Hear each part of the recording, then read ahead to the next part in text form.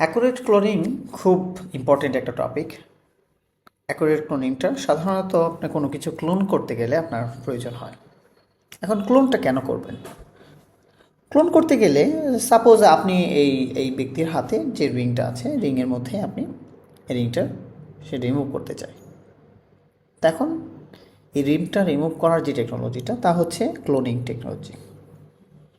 যে আমরা হাতের বিভিন্ন অংশ বিভিন্ন জায়গা থেকে নিয়ে তার এইখানে একটা সুন্দর একটা হাতের রিজেম্বল করাবো এবং আলটিমেটলি তার হাতের ফিঙ্গারটা রিমুভ হয়ে যাবে বা রিংটা রিমুভ হয়ে যাবে। তো আমরা যে টুলটা ব্যবহার করব সাধারণত তাকে আমরা স্ট্যাম্প টুল বলি, এবং স্ট্যাম্প টুল সাধারণত এইটা বা ক্লোনিং টুল। আমরা প্রথমত একটু ক্লোনিং টুলটা সম্পর্কে একটু জানতে চাই। আমরা আমাদের ডায়ালার হুইলটাকে, ক্লোনিং স্ট্যাম্পের ডায়ালার হুইলটাকে একটু বড় করলাম এবং ক্লোনিং টুলটা দেখার পর আমরা এখানে আমাদের টুলের অপশনসগুলো পাচ্ছি। নর্মাল মোড, মাল্টিপ্লাই মোড বা কী ধরনের ফিল্টার হবে, অপাসিটি, ফ্লো কীরকম থাকবে, অ্যালাইন্ড থাকবে কি না নন অ্যালাইন্ড থাকবে। আর স্যাম্পলস হচ্ছে অল লেয়ার্স থেকে নিতে পারি বা কারেন্ট লেয়ার্স থেকে নিতে পারি। লেটসে আমরা কারেন্ট লেয়ার থেকে নেব। এখন আমি যদি অলটা প্রেস করি, দেখা যাবে যে আমি ক্লোনিংটাকে একটা জায়গায় পয়েন্ট করাচ্ছি এবং ক্লিক করার সাথে সাথে আমি ক্লোনিং স্যাম্পলটা নিয়ে নিলাম। এরপর যেখানে যাব আমি ক্লোনিং স্যাম্পলটা আমাকে ফলো করবে।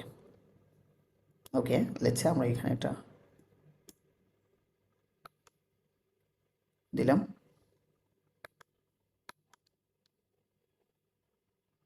আবার আরেকটু ক্লোনিং করে নিলাম।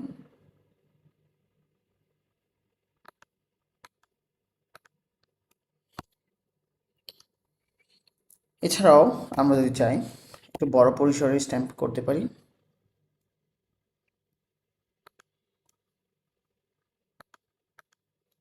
ডান। এখন এই ক্লোনিংয়ের উদ্দেশ্যটা কি? উদ্দেশ্যটা হচ্ছে যে আমরা একটা স্যাম্পলস থেকে আরেকটা জায়গায় স্যাম্পলস ক্লোন করলাম। এতে করে কি হলো, আমরা ফিঙ্গারটা যখন রিংটা রিমুভ করতে যাব, আমি রিংয়ের জায়গায় ফিঙ্গারের আদার এলিমেন্টসগুলো এনে এখানে বসাতে পারবো। কিন্তু স্ট্যাম্প টুলের আরেকটা অপশানস আছে, তা হচ্ছে অ্যালাইন্ড।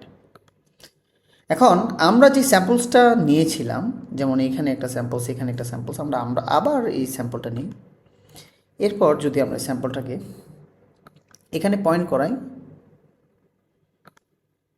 দেখতে পাচ্ছি কি যে যদি অ্যালাইন্ড অ্যাক্টিভ থাকে তখন আমার পুরো ক্যানভাসটাকে, পুরো ইমেজটাকে তারা স্ট্যাম্পের পয়েন্টার হিসেবে ধরে নেয়।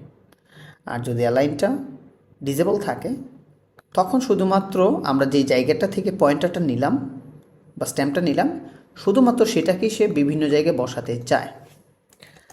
ওকে, লেটসে আমরা আরেকটু চেক আউট করি, তা হচ্ছে এই অ্যালাইনটা এনেবল রেখে। যেমন আমি এই ফিঙ্গারের স্ট্যাম্পটা নিলাম, আমি যখন এটাকে যেদিক দিয়ে আমি যাব, এটা কি করবে আপনি নোটিস করবেন, অরিজিনাল ইমেজের অরিজিনাল সেম একই জায়গায় একটা কার্সর দেখা যাচ্ছে বা পয়েন্টার দেখা যাচ্ছে। মাঝখানে আপনি খেয়াল করলে দেখতে পাবেন এই পয়েন্টারটাই হচ্ছে মূলত আমার স্ট্যাম্পটাকে বিভিন্ন অ্যাঙ্গেলে বিভিন্ন পজিশনে এটা বসাচ্ছে। ওকে, সো এখানে কি হলো, আমরা আমাদের অরিজিনাল যে ইমেজটাকে, পুরো ইমেজটাকে ক্লোন করতে পারি অথবা একটা সার্টেন পজিশনকেও আমরা ক্লোন করতে পারি।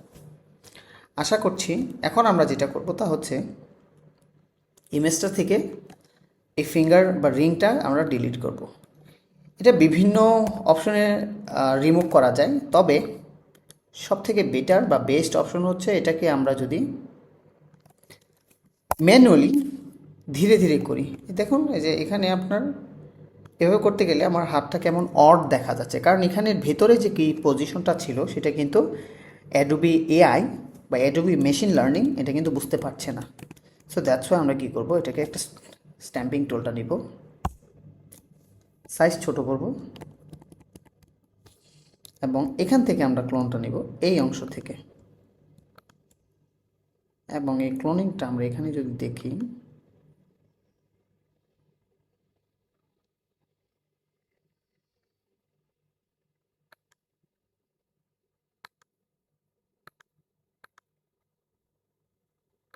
ওকে, এরপর আমরা যেটা দেখতে পাই যে আমরা হাতের অবয়বটা একটু চেঞ্জ হচ্ছে। ওকে, ফাইন, ঠিক আছে। এরপর আমরা বিভিন্ন জায়গা থেকে, এরিয়া থেকে নিতে পারি, তবে আলটিমেটলি আমাদের প্রয়োজন হবে না আশা করছি।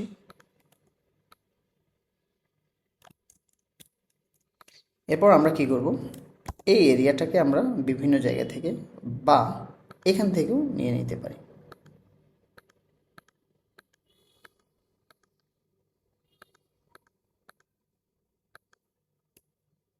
পাশাপাশি আমরা ইমেজের ক্লোনিং টুলটা খুবই গুরুত্বপূর্ণ আপনার একটা ইমেজকে রিয়েলিস্টিক্যালি আপডেট করতে।